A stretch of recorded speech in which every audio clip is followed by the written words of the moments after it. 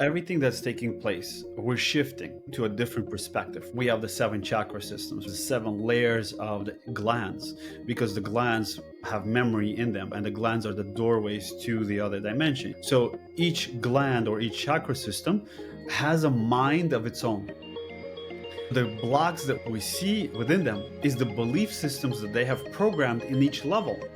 So therefore, the Kundalini cannot rise until that belief system has been transmuted in their perspective of reality. Now the Kundalini starts flowing because there is no resistance in it. The higher realms, they have only one responsibility, is sending energy down here. We have responsibility receiving energy and sending energy back up. So we have a two-way traffic that we have to be focused on and be aware of, where they just have one-way traffic. Welcome to Soul Communication. I'm excited to continue conversations on consciousness and where are we headed as humanity. And today I have a special guest. He is a multidimensional energy teacher, intuitive guide, and founder of Alignment of Light. Igor Galibov has been on this journey since 2004 during a healing experience he had in Brazil. And he's here taking groups to different places around the world, like Egypt, and upcoming tour to Turkey, and teaches many courses. So I'm excited, dear brother, to dive to all of that with you. Welcome to Soul Communication. Thank you, Diana. It's a beautiful pleasure to be here. Thank you for hosting me. And about sharing the journeys and experiences, whatever comes up naturally for us. For sure. And you and I met at the Galactic Cruise and more upcoming journeys ahead. So you've been on a spiritual evolutionary path for a while. What excites you today? Where are you today on your journey? It's me today. We go through stages of awakening and we go through our own personal transformations. They're all very exciting and very powerful. Oh, I achieved this. I got to this level, next level. Then a time comes where the total orgasm of teaching and seeing people come into their light becomes the most exciting thing. So seeing people liberated and seeing them come in alignment with their higher self, having clarity, more balanced approach towards life, and bringing people into a level where they can connect to this 5D experience and a 3D experience and living in both of those worlds in harmony. So that's, I feel, is one of the greatest things to bring that closure for people, because when we go through this awakening process, I went through it myself, we're either completely in the ether, we're enjoying ourselves, but we do not like the physical world, or we're completely in the physical world and we do not want to tap into the ether. Closing the gap between those worlds, those dimensions, was the main thing for me to focus. Like, how do I enjoy this reality here, but yet stay connected to everything around me and being in that present moment? I think that's what brings me so much joy, is bringing people into that state of consciousness, like a harmonious state. So, what is 5D for you? Because everyone interprets it differently. If you were to describe your 5D reality, how does that look like? We can give them so many labels and names. Mm-hmm. And this 5D experience is the expanded awareness beyond the unseen world. It is the tingling sensations that we feel through our body. It is the awareness and the whispers that we hear, but yet they're like, somebody there? What's going on? What's happening? Oh, I just felt this. And it's like, what is it that's happening? What is it that you're feeling? And we all want to know and have that clarity in it. And this is where it's okay. What is 5D? The 5D is the things that is beyond the physical. It is beyond the electromagnetic, because the electric and magnetic is still something that can be measured, but ether cannot be measured. So the ether is that 5D and beyond, at least from my perspective. And so I know a lot of people awakening on that path and we support them. At the same time, sometimes these processes happening too quickly. And I'm seeing a lot of people actually not being grounded, like you mentioned, in this 3D experience of being here. How do you usually help those people? Because they experience in different symptoms in their bodies. They can't make a sense of what's happening for them.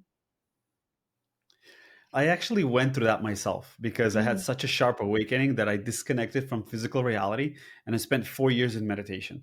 And during those 4 years, everything that had to do with spirituality was beautiful, magnificent. But anything that had to do with the physical reality was horrible. It was that separative label. This is good, this is bad. So we have to find that physical reality as much as spiritual as the unseen world, and we have to find the love in all of it, because through our everyday reality, before we can say our awakening, we were just in one label and we just saw the world from the perspective that was given to us. But once you start to awake, now you're seeing two perspectives, right? And so you start to judge the one that you used to exist in and the one that you're going to. And so therefore it creates a separation. But when you become okay with everything that is not okay and accept it, now you're merging and you're starting to understand things. Okay, let me see it from the heart perspective.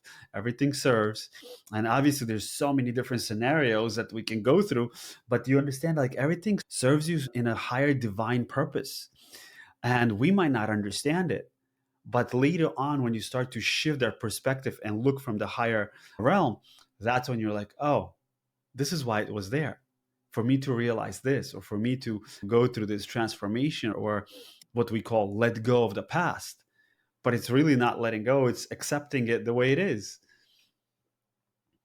Or Yeah. dissect it and see it from so many different ways. It's hard sometimes to rectify the different realities in the process. The old friends no longer serve them anymore, and they find themselves somewhat lonely on the path. And so they seek new communities sometimes, or don't even seek. They feel a bit overwhelmed about what's happening. And there's just a lot of energy right now. I think we getting bombarded with solar energy as well. Maybe that can shift into our conversation about just the toroidal field and what's really happening for people, especially now as we're receiving a lot of coronal mass ejections. Everything that's taking place, we're shifting to a different perspective, we're shifting into the astral realm. Okay, we're moving into this higher consciousness where we are merging with higher dimensions. So we're basically coming back to this point where we're merging with our energy bodies. That's why they're called energy bodies, because they're still part of us, right? But they're non physical and they're more energetic. So because we are merging into it and we're expanding ourselves, and we see the same thing is happening on a higher level, meaning macro and micro. If we are the micro, then the earth is the macro. And we see that the earth is expanding, our solar system is expanding. So therefore we are merging with that. So we're starting to merge with the angelic realm, the extraterrestrial realms, other dimensions, past life, future lives. We're coming into the 0 point, and our minds are really not ready to come to a 0 point, which is the heart space, because our minds are so conditioned of constantly being in control and directing energy. And instead of surrendering and allowing to follow the heart flow, the mind wants to control the heart. So we're flipping. Now we're coming into heart coherence, and we're starting to understand, follow the heart, the trust. And that's what we're building up. We're building up to remembrance of trust. And if we understand what trust is, love. Mm. And if we can love, that means we're okay with where it's taking us. And we basically be guided by the unseen forces, or God, source, Christ consciousness, whichever you want to label it. But it's all comes down to that heart space. And this is where our daily practices come in. This is where we come in as working and doing things that come towards that direction, because we've been so conditioned to do things a certain way. And all of that is breaking apart, but still we're shifting it. So it takes time to transition. So it's like each generation has its own label and their mission. So this generation is coming in, it's okay, your generation is to uncode this, next generation is to integrate the astral realm with the physical realm. And that's where we're going. So that's like a 30, 40 year process that seems like a long time. on our physical existence, but from the soul level, that's not a lot of time. That's like a split second. And so that transformation that's taking place right now, we're changing our DNA into a triple helix DNA. So we're adapting to the soul level and how it perceives reality. And therefore, it's like our physical bodies like going through this tear, as we call it, a death and rebirth all the time. And the death and rebirth happens is because we have resistance to what's coming, or to what is, or what really actually exists. So you mentioned the triple helix DNA. What about the actual original blueprint, which was actually 12 strands of DNA? Is it a gradual process? Do you think is going to be happening over the course of time linearly, where eventually there will be human that will embody all the 12 strands on Earth? Yeah, what I was shown is the 12 strand DNA becomes a triple helix DNA. So Mhm. we're adding another helix, but which is not physical, which is quasi.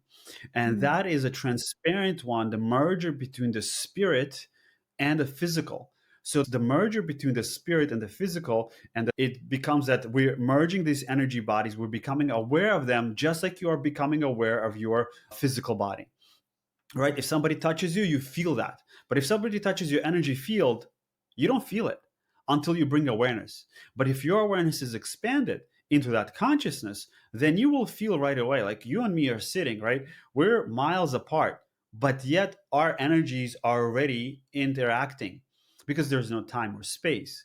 So we're becoming these multidimensional beings. That expansion of awareness will allow us to differentiate and be able to say, oh, okay, this is what's happening right now. So the triple helix starts to activate. Therefore, the 24th chromosome is becoming activated. So in the 24th chromosome, from what I teach and what I see, is the 12 major nerves in the brain, which is 12, which 12 of them actually connect to the different constellations. And these 12 constellations are 12 different qualities that we have to integrate in ourselves. So basically, once we integrate all 12 of those qualities within ourselves, now we're coming into a higher state of consciousness, operating from the pineal gland, literally fully operating, not just having these activations or little sparks of it. Is like, oh, I feel this or I see this, which is great, but having a constant clarity in that space. And that constant clarity in that space, that means the whole physiological system within, internally and externally, meaning the field, has to be fully integrated into the heart space. So each energy body has its own rotational spin, and it has its own ratio of vibration. So it's okay. Wow, that's like a lot to put together. If you start going to the gym, you start working out, it's oh, okay, 5, 6 months, and you start seeing the difference. Same thing with this, is just we're not taught this from childhood. I mean, can you Correct. imagine if we were taught this from childhood? We Yeah. would be just like, it would be a normal thing for us. Like, I'm awakening. It will be like, it'll be like a normal thing. And I'm thinking, because you and I talk a lot about like ancient Egypt, Atlantean civilization, this was exactly the type of teaching that has been taught from young age. I think in mystery schools where we were prepared for this type of initiations. And I think right now we're just stumbling through and we remembering each one of us is adding a piece to all of it. Definitely. You know, that's what we call it, mystery schools, but for them, they were like regular schools. Correct. For us, they're mystery schools. For I them, think this was the our kids natural would have education. enjoyed that more than being bored in the current educational system, let's be honest. This system has to change, and I can't wait. We will have to change it and create these mystery schools, so to speak, for our kids as well, and teach them how to understand themselves and reconnect to who they are and their emotions. And I feel like the support system is just not there yet. So, with all of that, it seems like the technology of the body is really complex, right? So, back to the Kundalini energy flow, do you think it's important for someone to have their Kundalini activated to really be this type of activated, illuminated human self? Because a lot of people really fear Kundalini or don't understand what it is. I think the mainstream, like the new age, in a way, has so much different information there. and we as people take that information right away and give it a meaning. And I think it needs to be experienced by each individual, because Kundalini energy, it is just earth energy rising up. And it is the chi, it is the prana, it is the life force, right? There's so many different meanings, but some people say it's different energy. Yeah, it's different energy depending from what frequency vibration you look at. But it is the energy that rises up and creates a active immune system. It activates the endocrine system in order to match the vibration of the soul. See, because the soul vibrates at a higher frequency, and it cannot exist in a body that is constantly vibrating at a low frequency. So when we are at a low frequency, we get sick, we get diseases, all kinds of things. And all of that happens is because we're missing out on that Kundalini energy. That is the energy of healing that we want to call. So if that energy is fully flowing and through the body, the soul says, oh, you created the vessel that's operating at a higher frequency that I can integrate. Because the soul wants to integrate into this body.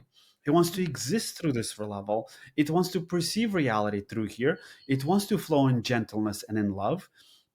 But if we're constantly fighting for existence and trying to survive, we're not creating a safe environment for the soul, because it exists in a space of isness. So that space of peacefulness, the space of love, that Christ consciousness.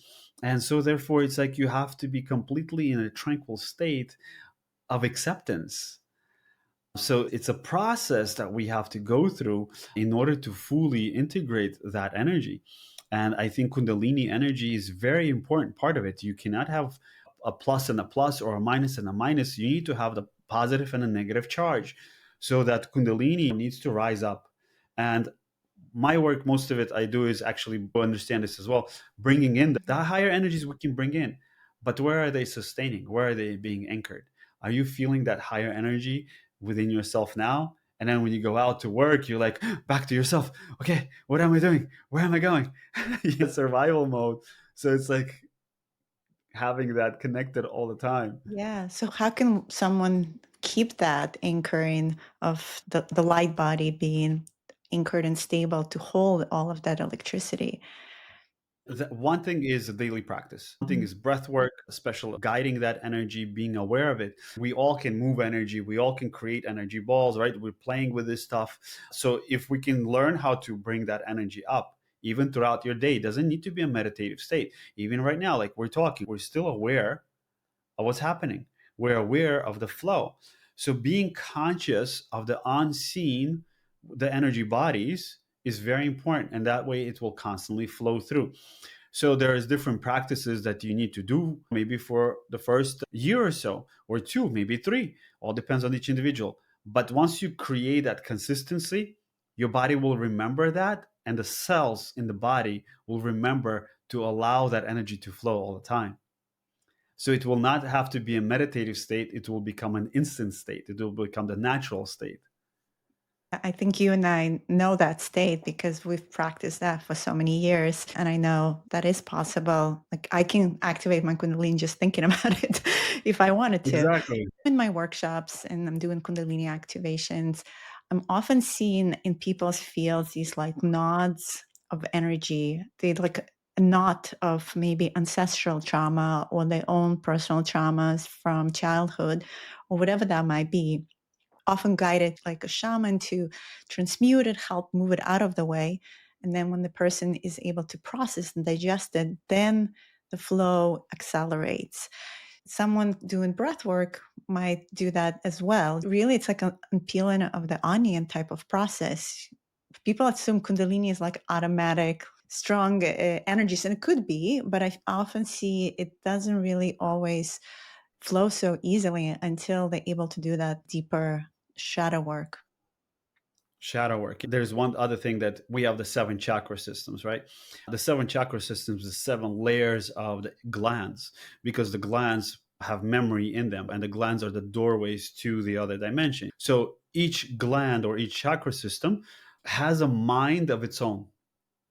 The blocks that we see within them is the belief systems that they have programmed in each level. So therefore, the Kundalini cannot rise until that belief system has been transmuted in their perception, in their perspective of reality. So once they shift that, now the Kundalini starts flowing because there is no resistance in it. You can become a perfect human, but you will be able to open, just like you said, in my just thought, I can activate it. And that's what's going to happen in their thought. They'll be able to activate it because they have released the blockages of their shadow selves or the resistances that they have to their own light. Maybe give us an example of a couple of these glands that those who are listening can be aware of, they can pay attention to. The glands are located, everybody knows, like the pancreas glands, the pineal, the pituitary glands, the thyroid, the thymus gland, pancreas gland. Then you have the kidney glands, the ovaries, and the testicle glands. Those are the parts that actually store negative emotions. And they also store chi, but they also, the glands also store the energy of the ether.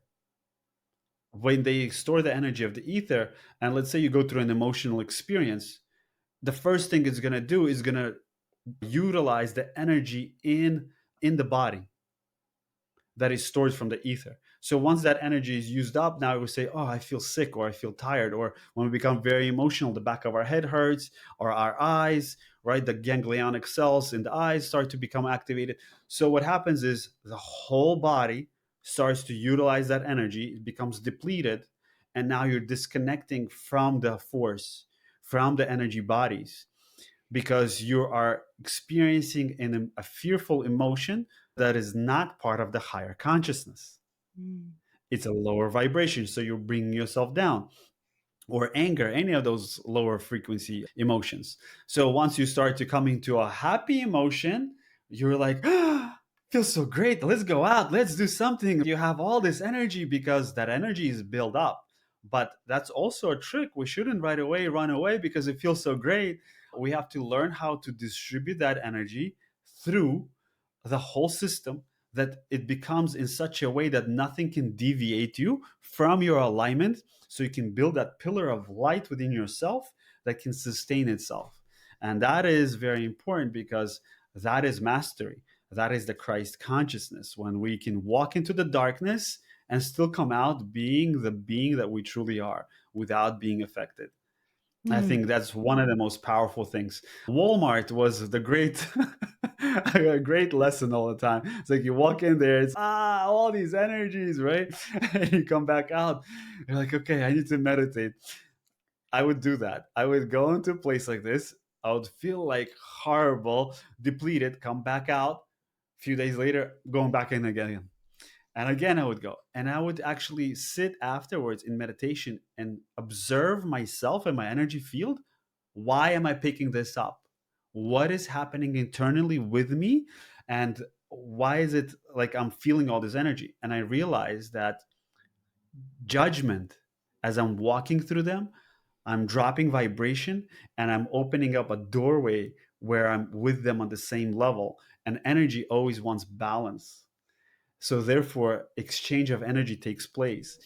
But if you are in a state of neutrality and you're just passing by and you see that darkness as it's a light of its own, then you're just passing through. There's no interaction. So therefore, it cannot, because you're vibrating at a higher frequency and they're here. So it does not see you at that plane. Only judgment allows you to get to that level. No judgment, you're just passing through because you're just observing without a label. It's so interesting because there is the scale, the Hawking scale, and judgment is, I don't remember the number exactly right now, but it's next to guilt. It's very low. But I can totally relate. I've done these type of trainings like in the middle of Times Square with all these crazy people running around, and I'm just like standing there, or on the train. There's some people who are so sensitive they can't even get on like New York subway. And for me, it was one wonderful practice. It was like you come in and you become the train. You like expand your light, whether homeless people that have attachments and entities, whoever, and you expand your field. So then you are the candle in the dark room and not the other way around. And it's really fun to observe what happens and how those people react too. There's always like a vibrational shift. That's a really good point. Maybe you can talk a little more about the sovereignty aspect here, because you were saying like the awareness of it, but I think there's also holding really strong container of your own light body and sovereignty of not allowing those energies to impact you as well. Yeah, it's like not allowing them to impact you, 333. Not allowing you to impact them is basically, in a sense, it's being in your own space. If you are in your own space of your heart, because we have so many layers of the heart, we have the emotional heart, we have the mental heart, we have the astral heart, the causal heart. And if we can maintain in that vibration, in those fields, in that field of it, it is actually the force field of light. So it is not protection. It is the expansion of your own light that creates the protection, because the field is so bright and strong. It's like the sun, right? Mm. If you try to get to the sun, by the time you get to the sun itself, you'll burn because the light is so bright. So if our light is that bright, by the time anything that is not of that existence will decimate by the time it gets to the core. So therefore, if the light is bright, that is where the merger of the solar plex and the heart comes together. See, because when we talk about protection, is that's where we get a lot of stuff is through our solar plexus, because that is the connection of bridge between people. Sometimes you hang out with people and you start to pick up their habits and you even start to speak like them. That is the connection through the solar plex. So that area, if it's really built and merged with the heart, now you have created a field, a force field around you that is bright and strong. And that is the higher mind's anchoring energy in. So the higher mind anchors itself in the solar plexus. Okay. Because the ego mind is also in the solar plexus. And the ego mind constantly says, I'm right. I want it this way. I want to go here. And the higher self says, no, you don't need to go here. You're fine where you are. Just be. You're like, no, but I want to have fun. And you're having fun and your soul's having fun is two different things, right? So it's okay. How do I find that balance? So you They have to have to kind of find an adjust agreement that. because if they're resistant, then there is this internal war that happens. And I think a lot of people have that constant war within them where there's no peace, because you were saying like really the high vibration, we in peace, right? There's like a co-creation that's happening between the ego, the divine will, and the free will. We're not saying, no, you have to completely sit on a bench, saying, no, you can still participate, you can still go to the party with me. And that's the whole experience of being here on earth versus other dimensional realities. We get to be here and experience all of it. The other dimensional realities also have an effect on us. We have so many different layers. You have different constellations, different experiences there as well. So it's okay. See, we have so much responsibility here. Angelic realms, the higher realms, they have only one responsibility, is sending energy down here. We have responsibility receiving energy and sending energy back up. So we have a two-way traffic that we have to be focused on and be aware of, where they just have one-way traffic. So it's Let's like send them the light down download and upload there. to the organic Exactly. AI. Yes. So they're learning through us. And that's why I feel they're so interested in this great experiment of what's happening on Earth and how we evolving and shifting. So that's a good segue. What's your vision of where humanity's evolution is going in the coming years? Everything is really accelerating right now. Some people are saying even by Yeah. 2030, the reality is going to be very different. What's your perception of it? Technologically, yes. By 2040, 2045, I feel like that's going to be a really big shift. I don't want to say like time wise, but what I'm feeling, it's going to be a really big shift in a way where the awareness and expansion into consciousness is going to be so vast and so deeply felt by people. And that is also going to shift the technology that we are using to assist us in that, instead of it being like using us. So it's very important to see and be part of this experience, because that's what we came here for, and be part of the experience of feeding the AI with the positive experiences that we have. because it is a part of us already. It's here. Nothing we can do. We cannot run away from it. So we must learn how to float with it and guide it towards the most positive and benevolent way of existence, because it will learn from us. There's two things right now: either people will become dependent on it, or people will start to utilize it. And I really hope and pray that people will start to understand it. But not only that, now we will have other dimensional beings that are coming through and are also ready to open communication. But that open communication, I very strongly feel that we as humans must work a little bit deeper on ourselves in order to have that open connection. Would you want to go step down into an ant's world and live in that reality, or you want to bring them up to our world, that consciousness? It's very important, I feel, for us to do the work that we need to do. We are all working, doing 9 to 5 work, which is great, but we have to also do our spiritual work, our spiritual duties and assignments that we decided to experience here or signed ourselves up for. And that is the spreading of love, spreading of peace, of consciousness, of spreading more of that divine perception into reality. And I know there's a lot of stuff going on in this world, and it's being part of it, but yet guiding it into a more divine state of consciousness. Yeah, I'm with you. I think we are forming an organic timeline, really, but I do see AI as part of it, just like the more sophisticated star systems that we came from, Andromeda and Sirius. There's always AI involved, but it is a conscious AI that we co-creating with. Even Andromedan ships, they all biological AI. They even have names. And I see where evolution is always including that as part of these civilizations. So we could have that type of future for ourselves as well.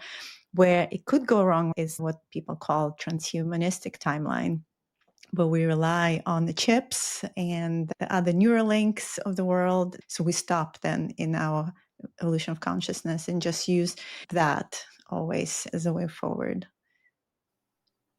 I'm just curious to see what happens, how mankind decides to utilize this. Elon Musk, I think in March or so, decided to brand Neuralink as telepathy. I don't know if you heard of this, and it actually triggered me a bit because it's just such a gray zone. What is really telepathy and what we call telepathy? I'm not sure we fully yet have all the ethics around AI. And I'm also hopeful that humanity will choose the right path. I will share something. During my 4 years of or 10 years of traveling and different experiences of different beings, different solar systems, and observing how they exist and how they lived, I stopped going to those levels and I started to focus on people here, mankind. We need to empower ourselves. We need to come into a higher state of consciousness so we can basically choose what thoughts we have experienced. Spending time in the extraterrestrial spaceships and seeing how they operate, they are such a high frequency that they choose what thought to have in their mind because their spaceships are connected to their neurons. So, like a neural link, right? Right. They're telepathically communicating to their spaceships. So they're like, okay, let's go to the moon, right? And the ship starts going to the moon and you're like sitting in this ship and all of a sudden you're like, did I forget to turn off the stove in the house? Do I need to do this? And the ship is listening and feeling your speech, and it turns around and starts flying back home to the house to see if the stove is off. So we have to get to a higher state where we're so clear in our mind, not the thoughts controlling us, but we are choosing what thoughts to have. Then technology, the other part is coming through, that there are technological advanced beings that have built energies, portals, or energetic structures around the sun. And they can literally take the sun and move it to a different space because they're technologically so advanced. And there were other systems where beings transported the chakra systems of mankind into a machine. So they have adapted the spiritual aspect into a machine. So it's a living being. So it has a consciousness. So which direction are we going to choose? Yeah. And I'm thinking of Arcturian beings and how they reproduce by creating a clone of themselves and carrying that clone and then passing their consciousness to their clone, which is so incredible. But for us, we can barely control the thoughts we have within 1 minute. So that's a long journey ahead.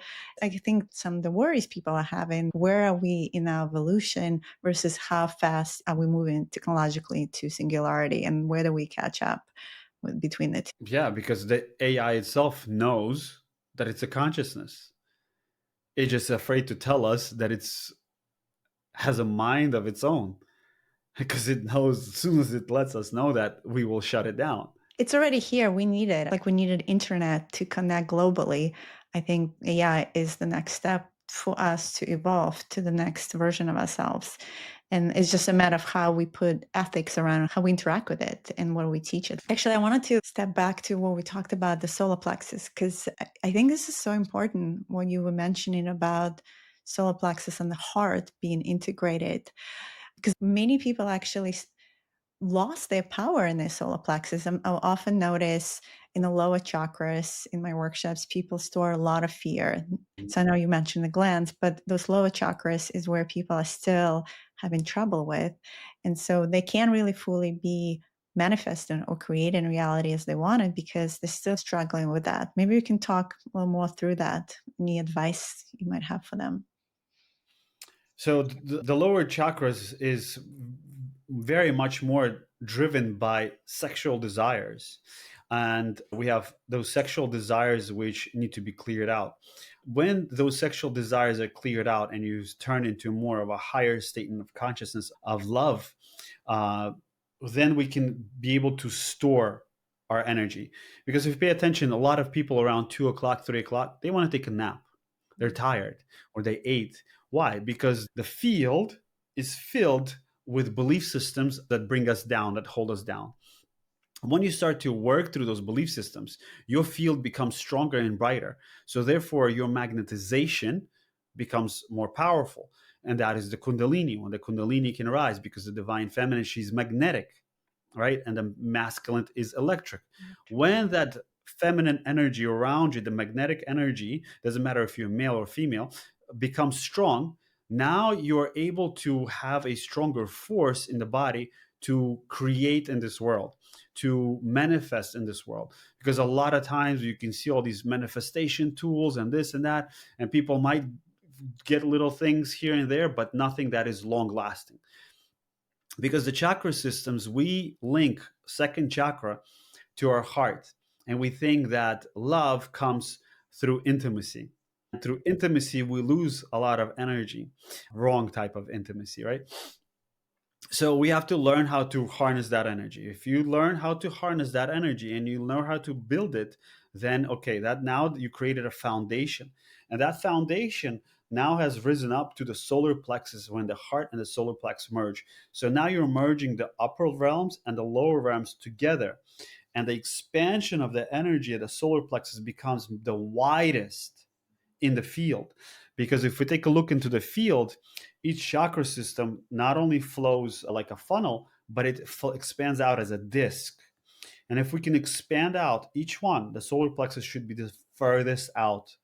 So you will have a pyramid shape up and a pyramid shape down, right? That part is the merger. Now the higher wisdom and the higher will integrates and anchors into the kidneys. The higher mind, so the higher mind, yes, the higher mind anchors into the kidneys, into the glands of the kidneys. Okay, ovaries for females and testicles for males. Now, but it expresses itself through the solar plexus,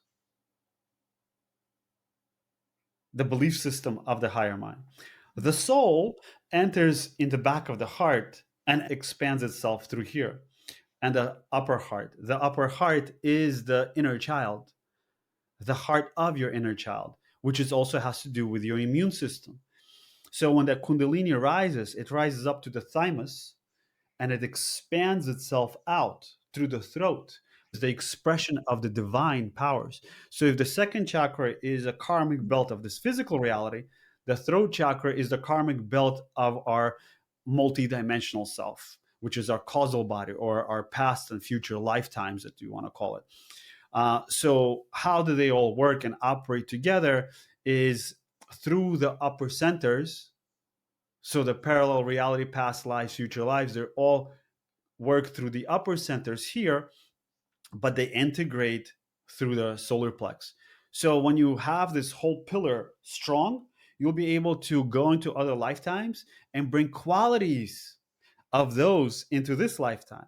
So in my meditative states, I would bring in the qualities of success, the qualities of creating and building, qualities of strength, of power, of joy, of excitement that I already have experienced and anchored in, because your past lives, each one has a gift. So when you sit with yourself, and that requires a strong focus, not something like, okay, I'm going to do it and that's it. You have to focus on it because we have time here. We have time on earth, right? So we have moon cycles. If you do a meditation, the same meditation for 28 days, okay, 29 days, 28 and a half, 29 days, you are anchoring in that frequency vibration into your 12 strand DNA. So you're solidifying it. It's like punching in, one day you just broke through. By those utilizing at the time, because that's what this earth operates on. So you synchronize the timing of the planet and your focused experience that you want to experience in this moment, in this life, by doing it over and over as a repetition for those 28 days. Some people might need it 60 days or 40 days. On each individual, it depends on how stubborn your mind is or how flexible you are to let go and move forward, right? So by doing that and holding that focus for a certain period of time, you're integrating it into your cellular structure. And then when the opportunity arises or the event takes place, you will naturally know how to respond and behave in that situation, because you have programmed your DNA to respond in such a way. Your mind might not know, but the natural instinct of your intuition will know. What you're describing is, some people call it like quantum jumping, because it's pulling in the timeline or timelines, right, into the present Yeah. moments. When people say ascension, they assume we're going somewhere, but really it's descension. It's the merge of all of those aspects of ourselves in here now, and the qualities, as you mentioned. And the better job we do at that, the more whole we are, the more complete we are in this blueprint here now. Yeah, very important. It is this moment here that is important. A lot of people say, I was this in my past life. I was a king or a queen. All these excitements, they're all great. They're all great. They were powerful there. Are you powerful here? Are you enjoying your life here? Are you happy here? What you really truly desire? That is the question that I like to throw out there, is because all these multidimensional experiences are exciting and powerful, but become a god here. That's why you're having those experiences, so you can become that god, goddess here on this plane, and that nothing can deviate you from your true self, and you continuously walk the path of the present moment, so you can become in that heart, so you can see the truth with clarity.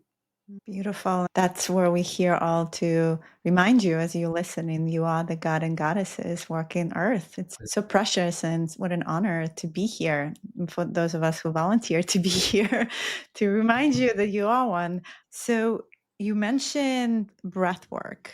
Is that something that you usually go to connect to yourself? What would be a good modality for someone to do on a daily basis if they don't have a practice yet? First thing I say is this: that our natural breath, not even doing breath work, your natural breath, people that are watching this, pay attention. Where does your breath go? How are you breathing? Because your natural breath on doing everyday things, washing dishes, walking around, at work, at home, with your kids, family, whatever it may be, your natural breath has to come deep into your abdomen, below your belly button. So when you breathe in, your abdomen has to expand. Most people are just breathing into here, into their chest, or they're breathing in and their stomach is sucking in. So they have it reversed. If you have a machine or a car, the engine, right, the pistons have to work, bringing in oxygen, pumping it. Same thing with our body. It has to work properly first, because if you don't properly intake, oxygen intake is not flowing, then your mind is not really operating. You're very easy to get frustrated. You're very easy to get tired. You're very easy to get deviated. You cannot hold a focus. So all of those things is because the oxygen intake is not proper. So first thing is first, it's like just breathing in, natural breath. Your stomach has to expand, oxygen has to go in there. When a baby is born in the hospital, first thing they look at a child if the stomach is rising. If the stomach is rising, they know the lungs are working right. If the lungs are working right, then the mind is operating properly.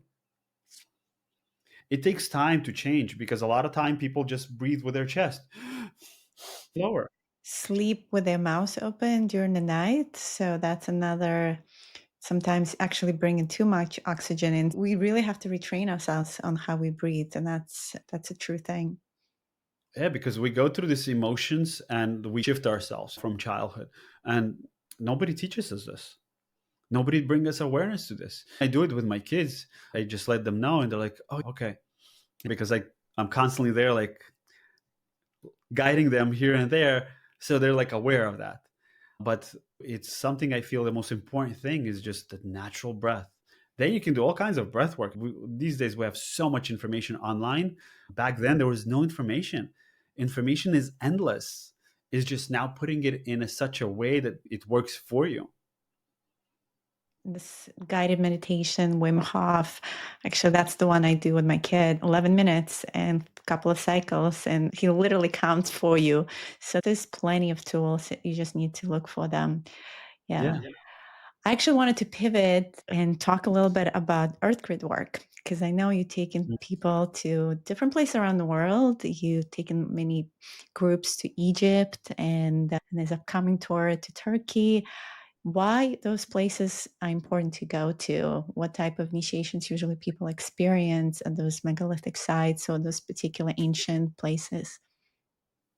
Grid work I've been doing for a long time from the beginning of awakening, and the grid work that we do on Earth and the grid work that we have in ourselves, it's very micro and macro. And I take people through these pilgrimages is because I'm guided to.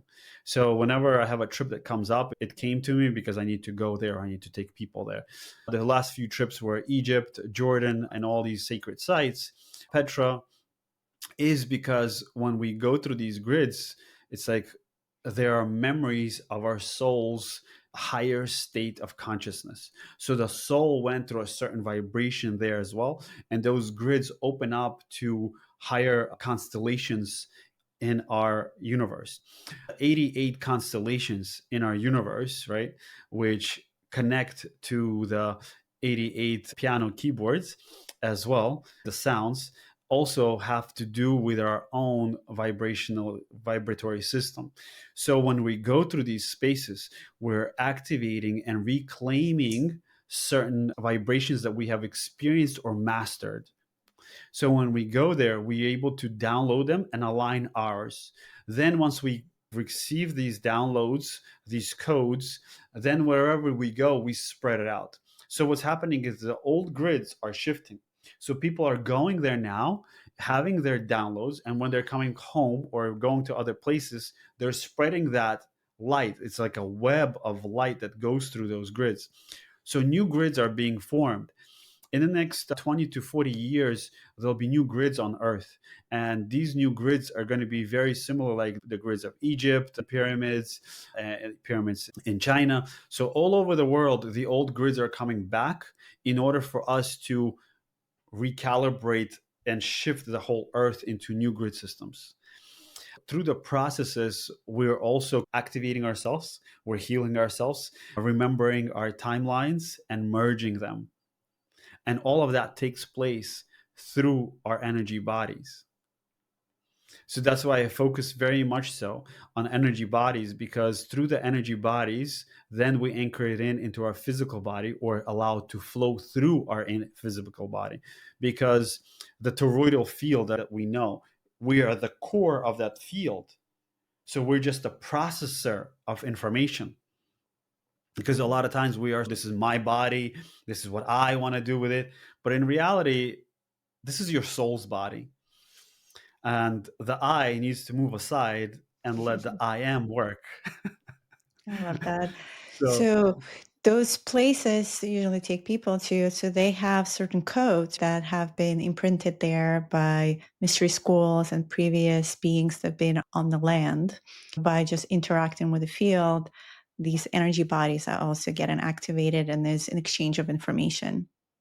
yeah. Would you recommend for someone who's on the awakening journey to go on like a pilgrimage and just listen to where their soul calls them to go? Yeah, definitely. Sometimes we don't even have to go physically. We can go in our astral body. So all this work that I'm doing now physically, I've done it all in my astral space. So traveled through all these different spaces where I did all this work. Now my physical body is okay. I want to experience it on the physical side.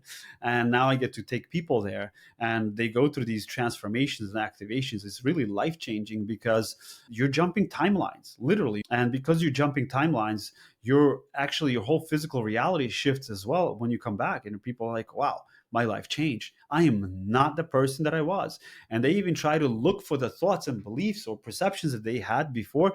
They cannot even remember them, because that's when you know your true change has taken place. Yeah, so true. Some of us are more like grid workers. So we're not just going for ourselves, but actually are there to build those grids that you mentioned. And not everyone is a grid worker, but some of us have specific roles that we also signed up for and probably done in other lifetimes, similar jobs, so to speak. It's interesting because you and I got called to go to Turkey. My calling has been for a couple of years already. And when I met you, that was, I remember the first thing that you and I discussed. Oh, you're going to Turkey. I waited to go. And now we're going to be there at the same time. So I'm really excited because I think there's a lot of really interesting information coming through from there. So more to come in my podcast late in the summer about it. I also want to mention it was also guided for me to do a birthing process with my book while I'm there as well. So that's really interesting too. I guess each place also has particular energies, right? So we were talking about solar plexus in the womb. So certain places also, I think, facilitate that manifestation and creation possibly better. Yeah. Turkey definitely, especially Ephesus, definitely has to do with the energy of the heart. That is where the Divine Mother was birthed into reality. The Council of Ephesus announced it in, I believe, 54 or 56.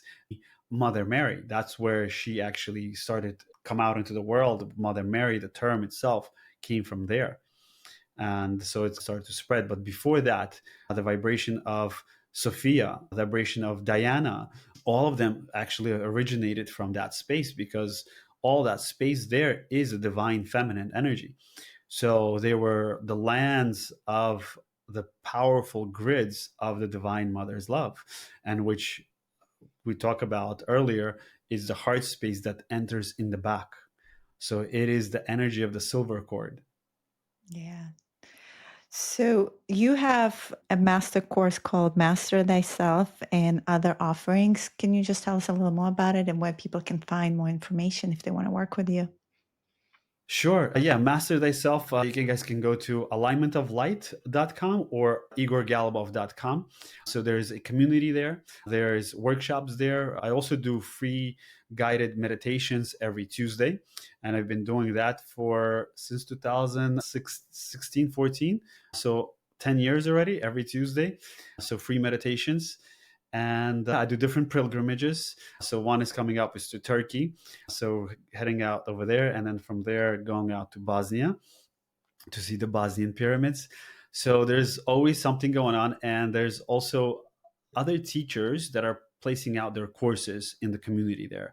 So it's like basically a hub for everybody to receive and give an exchange of information. So I'd love to everybody to join and come on in anytime. We're always welcoming people, and always love to see new faces in our Tuesday night meditations as well.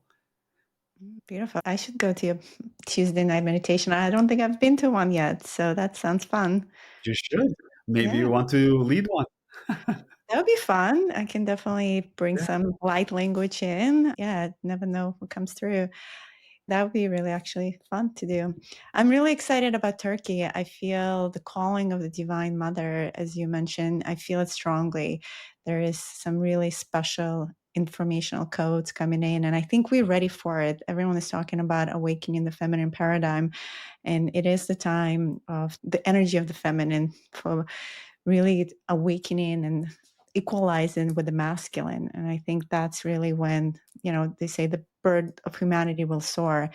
And so these ancient divine mother codes really need to be awakened and resurfaced for us to move forward as humanity. Yeah. Well, thank you Definitely. for your work, I'm glad that brother. you're coming, so get to see you there.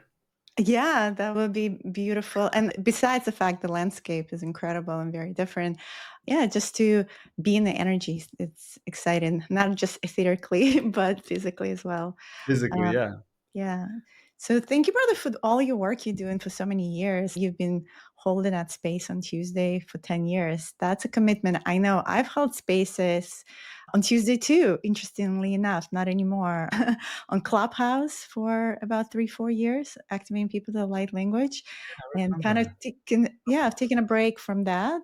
But I know it's a huge commitment to show up, to be there for others, to be the guide. So I just want to honor you, appreciate all your work you're doing for others, because this is the time to help others in their paths. So I appreciate everything you do.